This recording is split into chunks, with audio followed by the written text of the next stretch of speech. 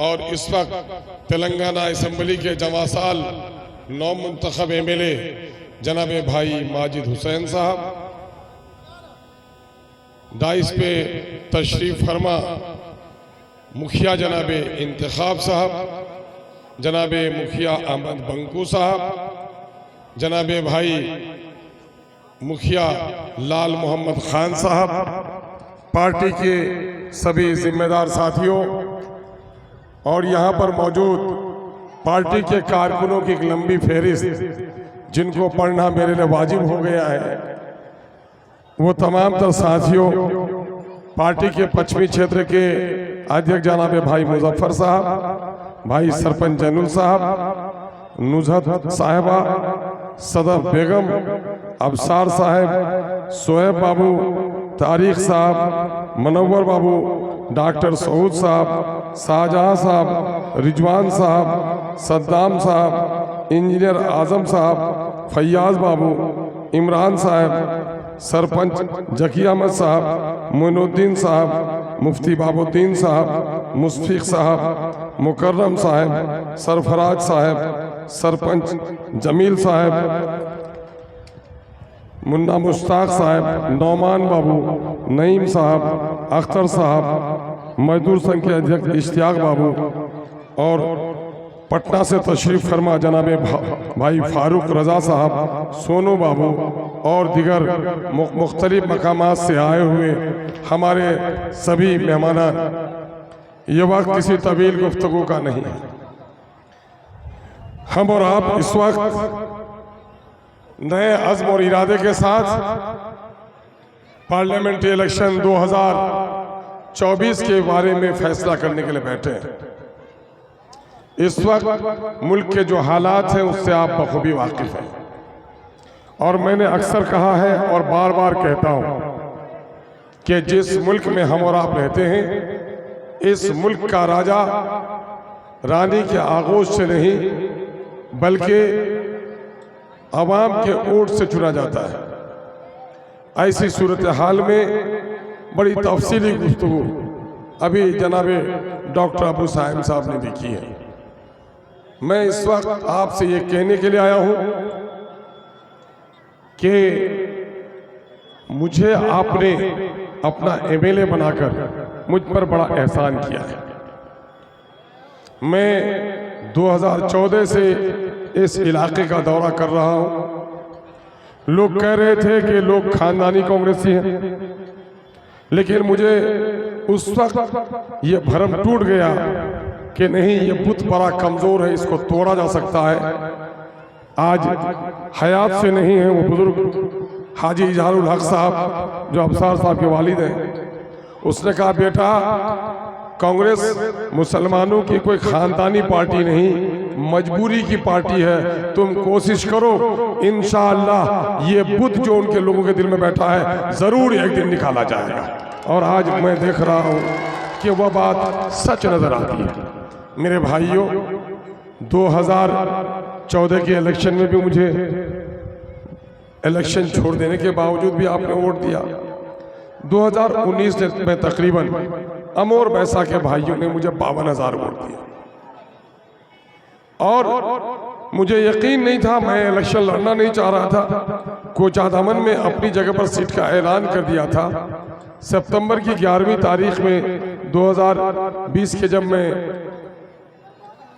हैदराबाद गया और जनाब बैरिस्टर साहब से मुलाकात की, मैंने अपने इरादे का इजहार किया कि मैं इलेक्शन नहीं लड़ूंगा। आगे है नौजवान सब, खामोश रहना है तो आगे, वरना ही हंगामा वालों की जगह पीछे है। सुना इधर, आगे रहेगा तो खामोश, अब पीछे अल्लाह पीछे कर।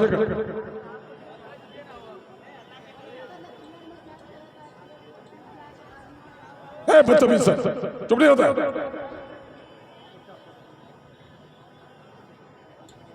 मैं 2019 में आपके दरमियान में आया और उस वक्त मैं इलेक्शन लड़ने का फैसला नहीं किया था, जबकि अवैसी साहब से मैंने गुजारिश की कि बिहार में मुख्तलिफ मकामात पे इलेक्शन लड़ाऊंगा, इसलिए मैं इलेक्शन नहीं लड़ूंगा। आपकी बसीरत अफरोज नज़र थी उन्होंने कहा अख्तर साहब, बिहार में पार्टी अगर इलेक्शन लड़ेगी, एक सीट पर तो आप लड़ेंगे, अगर आप न लड़ेंगे तो कोई न लड़ेगा। और बतहत मजबूरी के, चूंकि मैं कोचा दामन में दूसरे को टिकट दे चुका था, बहादुरगंज से लोगों का काफ़ी इसरार था और अमोर से भी। मैं पटना लौटा और ख़बर किया कि अमोर के भाइयों से कहिए, उस वक्त बड़ा शाकिर साहब भी हमारे सरगर्म रहते थे, कि बुलाइए इन लोगों को, मशवरा करते हैं अमोर में क्या हालत रहेगी। मैंने 41 पंचायत के लोगों को खबर दी।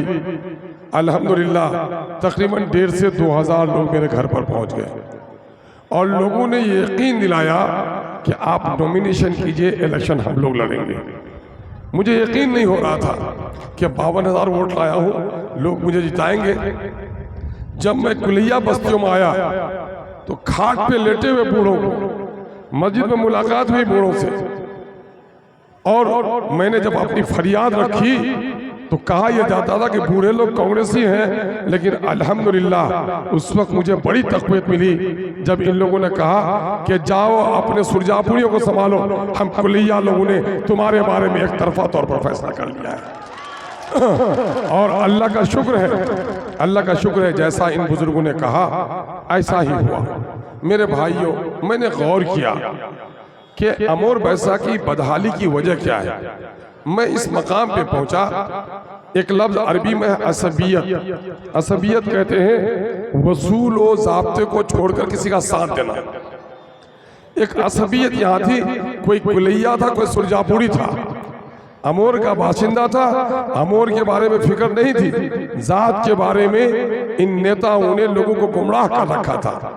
हमने कहा ये असबियत के सड़े हुए लाश को दफना दो, इंशाअल्लाह एक नया अमोर पैदा होगा।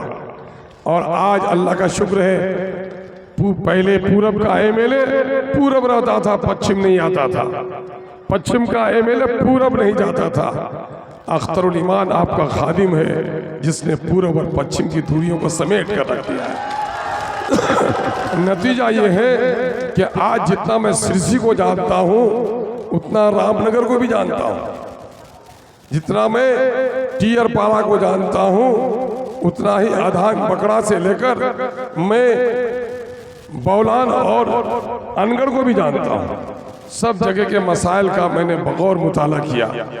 मैंने नदियों की तबाही देखी, नदियों के लिए स्कीम बनवाया, और बकरा में अभी आपका पुल सैंक्शन करवा दिया बलवा घाट के करीब में, और वो पुल टेंडर भी हो गया है, टेंडर वाले को नोटिस किया गया है।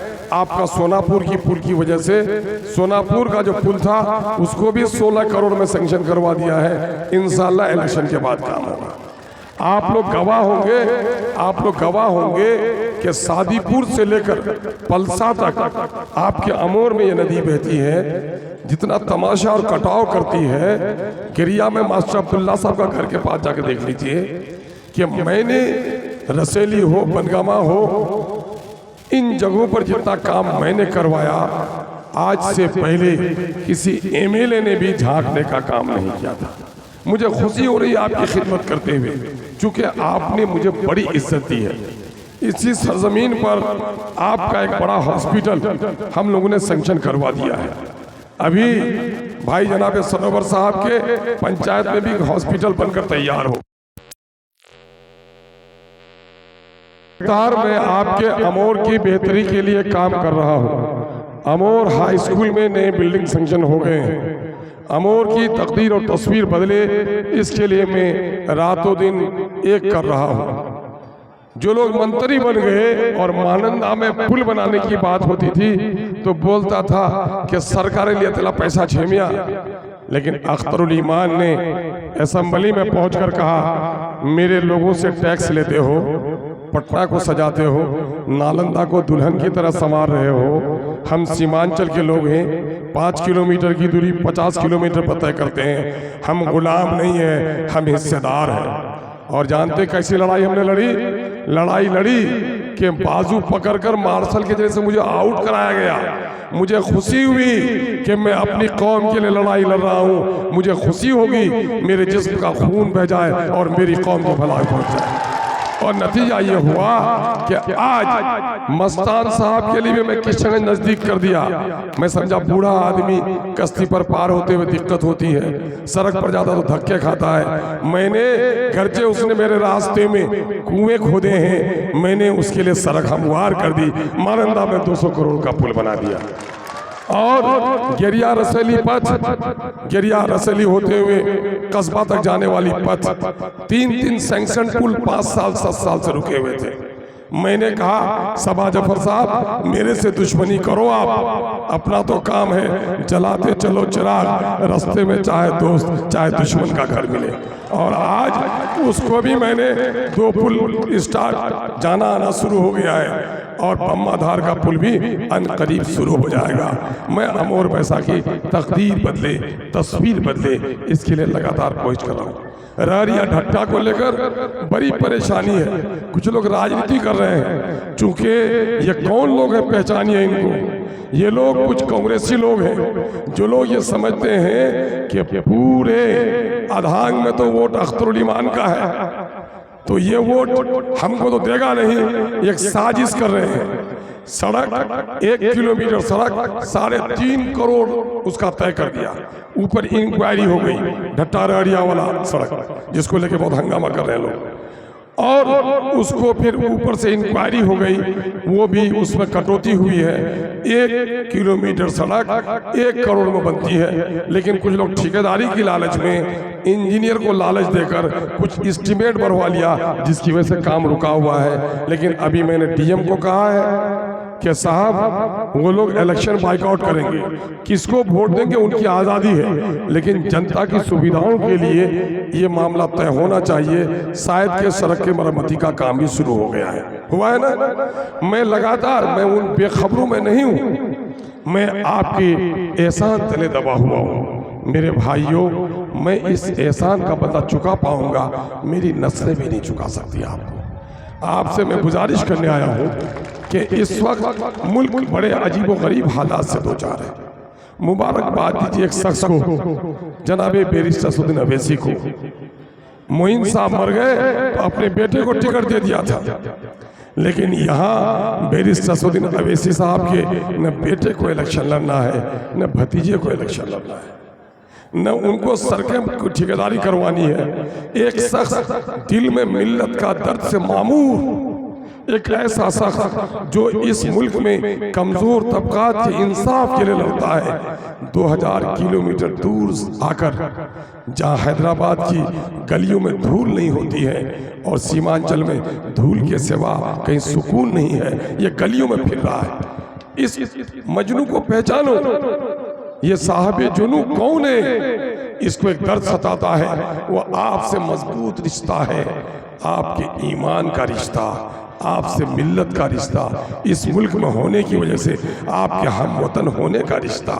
2015 में जब वो आए, यहाँ की गरीबी को देखा, उनकी आंखें नमकीन हो गई थी, उनकी आंखें गमगीन हो गई थी, और उन्होंने तय किया अख्तरुल ईमान आप आगे बढ़ो, सीमांचल के लोगों की दर्द को समेटने के लिए जो लड़ाई लड़नी होगी मैं लड़ाई लड़ूंगा।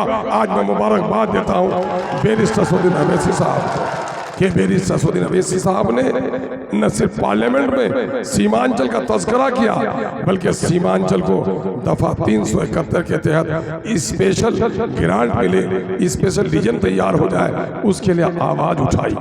मैं मरहूम तस्लीमुद्दीन साहब का ममनून हूँ कि तस्लीमुद्दीन साहब ने सीमांचल की आवाज़ ज़रूर उठाई, लेकिन उस लड़ाई को उस मकाम तक पहुँचाने का काम अगर किसी ने किया है तो बैरिस्टर असदुद्दीन अवैसी ने किया है। उनका एहसान हम कभी फरामोश नहीं कर सकते।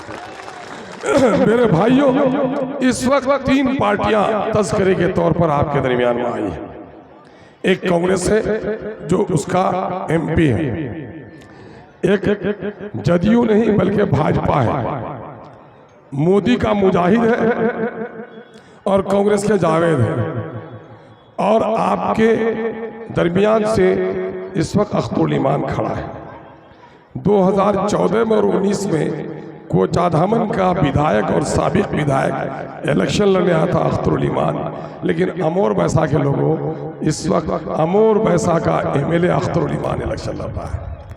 जब अख्तरुल ईमान असेंबली में बोलता है, असेंबली में लड़ता है, तो कहीं से कोचा धवन का नाम नहीं आता, बोलता अमोर का विधायक लड़ रहा है। इसलिए आज मैं आपसे गुजारिश करने आया हूँ, वोट तो आपने दिया है, देंगे ही, लेकिन मैं आपसे गुजारिश करने आया हूँ कि जब तक आप मेरा साथ नहीं देंगे ये इलेक्शन में नहीं जीत सकता। और कल जीत जाएगा अख्तरुल ईमान तो लोग ये नहीं बोलेगा अख्तरुल ईमान जीत गया, बोलेगा कि अमोर का विधायक अख्तरुल ईमान जीत गया। इसलिए इस जीत में आप और हम बराबर के शामिल हैं। मेरे भाइयों, आज मैं देख रहा हूँ बहुत सारे लोग कल कांग्रेस में थे, आज मेरे साथ आ गए। उन्होंने देखा घर के बगल का एमएलए उसको छोड़कर आ गया, आरिफ भाई भी उसमें से एक है। मेरे भाई, मैंने अक्सर कहा है, ऊँट ऊँट नहीं है, तलवार है। ये तलवार सिपाही को दोगे पहरेदारी करेगा, जालिम को दोगे कत्ल गारतगिरी करेगा। आपने और ये किसी लूले को दे दोगे तो तलवार भी पड़ी रहेगी, कुछ कर भी नहीं सकेगा। ये बताओ तो जब तक आपके पिछले विधायक असेंबली में जाते थे, अमोर पैसा का तस्करा कर पाते थे? कभी बोलते थे? सोते थे कि नहीं? और अख्तरुल ईमान आपके दर्द की आवाज के साथ असेंबली में रोता है कि नहीं, लड़ता है कि नहीं? तो तलवार लड़ने वाले को या सोने वाले को? लड़ने वाले को। सुनो, हमने और आपने हमने बार बार ये तलवार कांग्रेस को दी और हर बार कांग्रेसियों ने हमारी गर्दन काटी। बाबरी मस्जिद में अगर मूर्तियां न बैठाई गई होती तो बाबरी मस्जिद टूटती। बाबरी मस्जिद में अगर मूर्तियां नहीं बैठाई जाती, हिंदू मुसलमानों की दोस्ती टूटती। इसके माने ये है कि बाबरी मस्जिद तोड़ने में और हिंदू और मुसलमानों में नफरत पैदा करने का काम कांग्रेस ने किया कि नहीं किया? याद है, ईदगाह में नमाज पढ़ने लोग आते हैं सफेद कपड़े पहनकर मुरादाबाद में, और उसमें गोली चलाई। यूपी में किसकी हुकूमत थी? कांग्रेस की। मीरठ में, हाशिमपुरा में हमारे लोग मजदूरी कर रहे थे, हन्नन नदी के किनारे एक सीने पे गोली किसने चलाई? कांग्रेस ने। पता है, यही बिहार में, भागलपुर में हमारे नौजवानों को काट काट कर दफना दिया, उसके सीने पर गोभी की खेती किसने की? कांग्रेस ने। बेशुमार नौजवानों को झूठे मुकदमे फंसाया कांग्रेस ने। ये तो कांग्रेस पार्टी रही। लेकिन देखो, एमपी का 3-4 काम होता है। पहला काम, सदन में देश हित में, जनहित में, क्षेत्र के हित में कानून बने, और अगर गलत कानून बने उसकी मुखालिफत करे। क्या कभी ये काम जावेद ने किया? टैक्स के पैसा से जो बजट बने उससे विकास करे, जावेद ने किया? जो लोग कल्याणकारी फलाई स्कीम आए, अफसरों पर दबाव डालकर जमीन में उतारे, कभी फ्लड का मामला हुआ, कटाव का मामला हुआ, कभी जावेद सामने में आया? चौथा काम है, जनता के दरमियान में आए, उसकी दुख सुख की बात सुने और उसको आगे बढ़ाए, कभी किया नहीं? ये 4 काम में एक भी काम किया तो वो जीरो है कि नहीं है? तो जो जीरो है वो हीरो बन सकता है? नहीं। उसकी जमानत जब्त कर दोगे? जमानत जब्त कर दोगे ना, उसकी बार कर देना है जमानत जब्त। अब आओ दूसरा, एक नटवर लाल आया है, और मुजाहिद समझकर गलत फहमी में मत रहना। मुजाहिद के माने होते हैं कोशिश करने वाला। मुजाहिद आज़ादी, आज़ादी के लिए कोशिश करने वाला। मुजाहिद इस्लाम, इस्लाम के लिए कोशिश करने वाला। ये मुजाहिद आज़ादी नहीं है, ये मुजाहिद आवाम नहीं है, ये है मुजाहिदुल मोदी। ये मुजाहिदुल मोदी, ये छोटा मोदी है। और अभी कहा इंजीनियर साहब ने कि 3 महीना पहले बोलता था बीजेपी भगाओ देश बचाओ, बीजेपी भगाओ देश बचाओ। 3 महीना में उसके हार्ट की सर्जरी हो गई, हृदय परिवर्तन हो गया। अब क्या कहता है कि माई बाप कोई उपाय मेरा तो है नहीं, मेरा गुरु नीतीश कुमार चला गया मोदी के पास तो मुझको भी जाना ही होगा, टिकट तो कहीं से मिलेगी नहीं। अब क्या कहता है, मोदी को लाओ हमको बचाओ, मोदी को लाओ हमको बचाओ। ये दोगलापन है कि नहीं है? तो दोगला कभी लीडर हो सकता है? नहीं। अच्छा एक बात बोलो, मोदी का नाम याद आता है तो गोधरा की याद आती है? गोधरा में क्या हुआ, जुल्म की दास्तान कहते हुए आंखें नमनाक होती है मेरे अजीजों। गोधरा में शैतान और इब्लीस भी शर्मिंदा हो गया। बाप के सामने में, भाई के सामने में, माओ के सामने में उसकी बेटियों की इज्जत को तार तार किया गया। याद है क्या दूध पीते बच्चों को आग में नहीं डाला? क्या बिल्किस के जानियों की सरपरस्ती नहीं की मोदी ने? तो मुजाहिद को कह दो कि तुझे अगर कुर्सी प्यारी है तो तू अपने घर के बेटियों को गोधरा वालों के हवाले कर सकता है। हम सीमांचल के रहने वाले हैं, बेटियां जहर खाकर मर सकती हैं, हम गरीब हैं, जमीन बेच सकते हैं, तुम्हारी तरह जमीर का सौदा नहीं कर सकते। ये कहने के लिए ताकत हो, ये कह दो इनको। ये बताओ, ये आता है बड़ा ईदगाह तो जगाता है हरा झंडा, मोदी है। आज जाता है दूसरे टोला में तो कहता है लाल झंडा, हम तो कुछ भी हैं, मोदी ही को ना प्रधानमंत्री बनाएंगे। यहाँ नीतीश, वहाँ मोदी। इस दोगले को अपने गठबंधन का नाम लेने की भी हिम्मत नहीं है। रात को आया था और हम ही को कह रहा था बांग्लादेशी। और वो क्यों कह रहा था बांग्लादेशी कि कोचाधामन से आके यहाँ लड़ गया है। तो तुम कहाँ से आए हो जी? जब तुम कोचाधामन के आदमी को बांग्लादेशी कर सकते हो तो तुम्हारा मोदी जो कह के गया 4 दिन पहले कि सीमांचल में घुसपैठिया रहता है, तो तुम उसकी पैरवी कर रहे हो कि नहीं कर रहे हो? आज से हफ्ता दिन पहले या 10 दिन होगा, एक लीडर आया वहां पर और बोला, क्या बोला? जदयू के नॉमिनेशन के जलसे में क्या बोला कि न यहाँ आदाब चलेगा, न सलाम चलेगा, यहाँ सिर्फ जय श्री राम चलेगा। बोला कि नहीं बोला? तो सुनो, ये मुल्क किसी के बाप की जागीर है क्या? हम राम भक्तों को कहते हैं राम के आदर्शों का पालन करो, देश में शांति स्थापित हो जाएगी। राम का आदर हम भी करते हैं, लेकिन तुम रहमान के बंदों को सलाम करने से रोकोगे, तुम्हारे बाप की मजाल नहीं है। जितना ये मुल्क तुम्हारा है उतना हमारा है, ये हमको कहना पड़ेगा। मेरे भाइयों, ये लोग वही काम करने वाले हैं। सीए का काला कानून मुसलमानों के खिलाफ बना कि नहीं? तलाक शरीयत पर हमला था कि नहीं?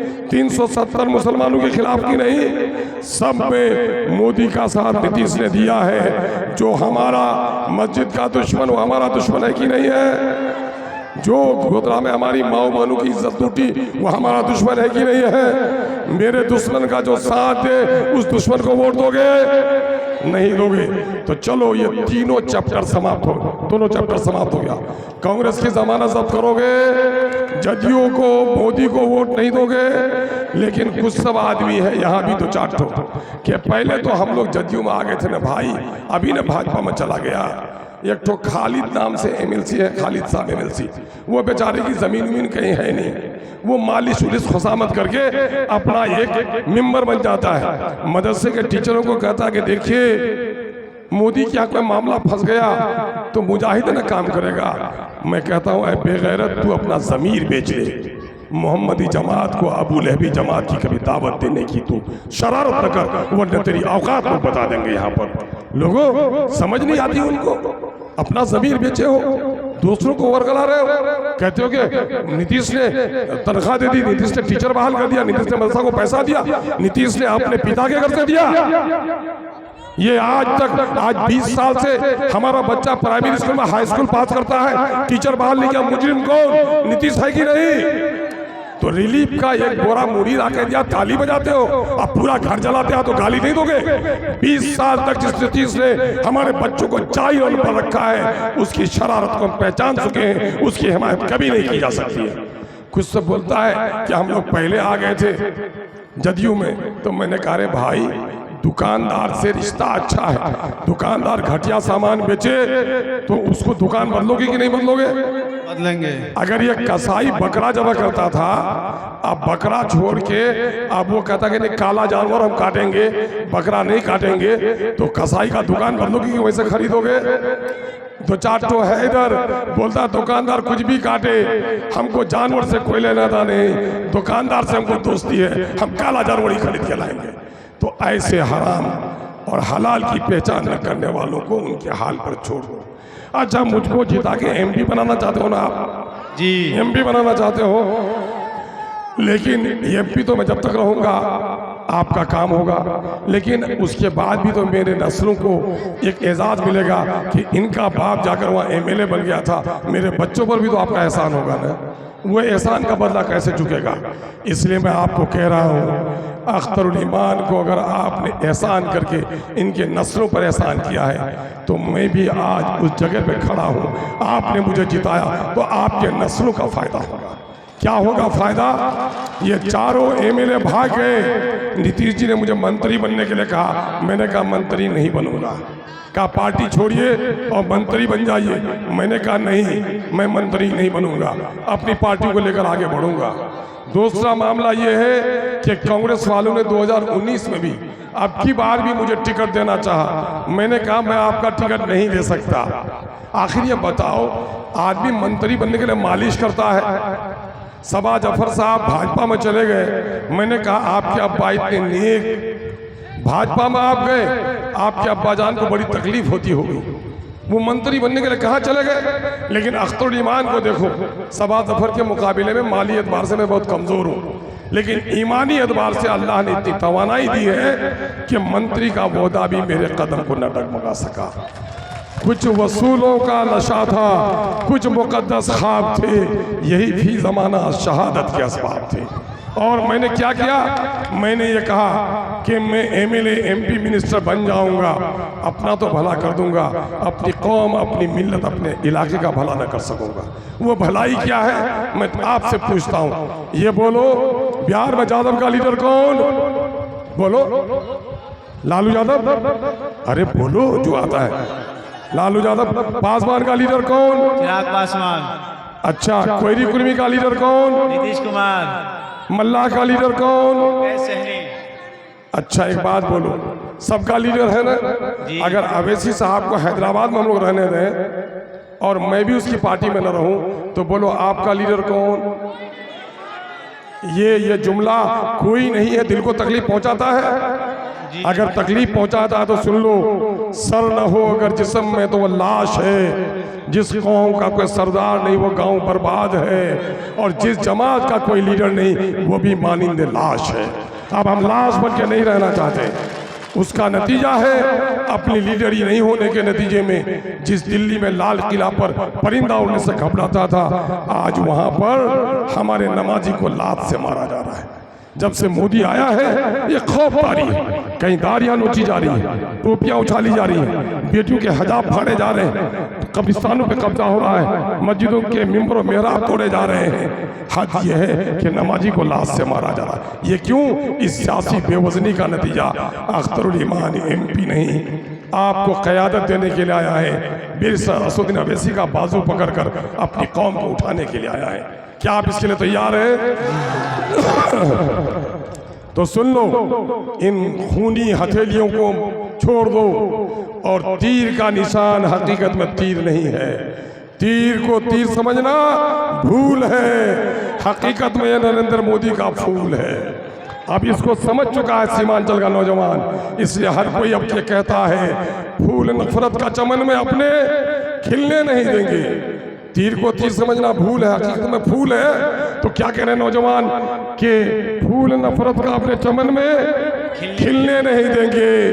तीर अदावत की जो हिंदू और मुसलमानों में दूरी पैदा करे, तीर अदावत की अपनी बस्ती में चलने नहीं देंगे। किशनगंज के जन ने खाई है कसम, दलालों को नेता कभी हम बनने नहीं देंगे, दलालों को नेता कभी हम बनने नहीं देंगे। तैयार है आप? आइए अब हम एक नारा लगाते हैं, पार्टी का नारा है, आपने तय कर लिया है भाइयों। एक बात जान लो, कल से क्या होगा? कल से कैंपेन बंद हो जाएगा। अभी मुखालिफ पार्टी के लोग जान पहचान के यहाँ लागों के लिए लाखों लाख रुपए ला के रख रहे हैं। जिन लोगों ने लूटा है वो बांटेंगे आपको। अख्तरुल ईमान तो कभी बीमारी के नाम पर यहाँ कैंप चलाया, कभी यहाँ पर रिलीफ का काम किया, कभी बीमारों को अपने यहाँ रखता है। मेरे पास मेरे भाई लूटे हुए पैसे नहीं हैं, और जो लोग लूट के पैसे ला रहे हैं, इन लूटे हुए लोगों के पैसे को लूट लो। मुफ्ती बाबुद्दीन साहब यहाँ से फतवा ले लो कि चोर को पीटना सवाब है, शरीफ को धक्का देना गुनाह है। इसलिए ये लूट के लाए हैं पैसे, इनके पैसे लूट लो, पेशाब खाना बना दो, पाखाना का घर बना दो। इन नापाक पैसे की बुनियाद पर कभी किसी को वोट देने का काम मत करो। अब क्या करेंगे? एक गुनाह मैंने और किया है, एक गुनाह मैंने ये किया है कि मैंने चौधरियों के खिलाफ गरीबों को जगा दिया है। तो कुछ लोग कहते हैं कि या साहब पहले का एमएलए सब था, बैठक में सिर्फ बड़ा सब आदमी की बैठक में बैठता था, या अख्तरुल ईमान तो सब क्या चला जाता है। गरीबों के अच्छे बदन पर कपड़े हों तो अमीरों के बदन में कुछ नोचनी होती है, उनको और नोचनी पकड़ा देनी है। और यही लोग क्या करेंगे? पैसे लेकर कहेंगे अरे अख्तरुल ईमान की तो हवा थी मगर ख़त्म हो गई। हवा उस बार भी हम किशनगंज से जीत के आए थे, हवा हमारी थी, है, इंशाअल्लाह रहेगी। इनके अफवाहों पर आने मत देना। आओ जो हम आपके नस्लों को दे के जाना चाहते हैं, मैं जो अल्फाज दोहराऊं वो दोहराइएगा आप। कांग्रेस, राजद, भाजपा सबने हम लोगों को चोट दिया कि नहीं दिया? कांग्रेस ने मस्जिद तोड़ी, बीजेपी ने गर्दन काटी, जदयू ने बीजेपी का साथ दिया, कांग्रेस और राजद ने भी 12 लाख कुलिया की नौकरी होनी चाहिए थी, 19,000 सिर्फ 6,000 नौकरी दिया। सबने चोट दिया कि नहीं? तो जो जुमले मैं बोलता हूँ जुमले दोहराओगे, आवाज में मर्दांगी दिखनी चाहिए, मुट्ठी खुली बंदी हुई होनी चाहिए, आप बाजू आसमान की तरफ होना चाहिए। जिनके बाजू टूटे हुए कोई बात नहीं, जिनके बदन में बाजू है उठाओ बाजू अपने, उठाओ, बोलो सबने दिया है हमको चोट, सबने दिया है हमको चोट, सबने दिया है हमको चोट, सबने दिया है हमको चोट, सबके दिल में है खोट, सबके दिल में है खोट, सबके दिल में है खोट। अब न देंगे इन बेईमानों को वोट, अब न देंगे उन अब न बेईमानों देंगे को इन वोट, बेईमानों को वोट। अब न देंगे उन बेईमानों अब को अपनी वोट। पार्टी अपना वोट, अपनी पार्टी अपना अब अपनी वोट, पार्टी अपना वोट। अपनी पार्टी अपना वोट। इनकलाब, जिंदाबाद, इनकलाब, जिंदाबाद, पतंग का निशान, जिंदाबाद, बैरिस्टर ससुद्दीन अवैसी, जिंदाबाद, अमोर के किसान और जवान, जिंदाबाद। बहुत बहुत शुक्रिया। अस्सलाम वालेकुम, आदाब।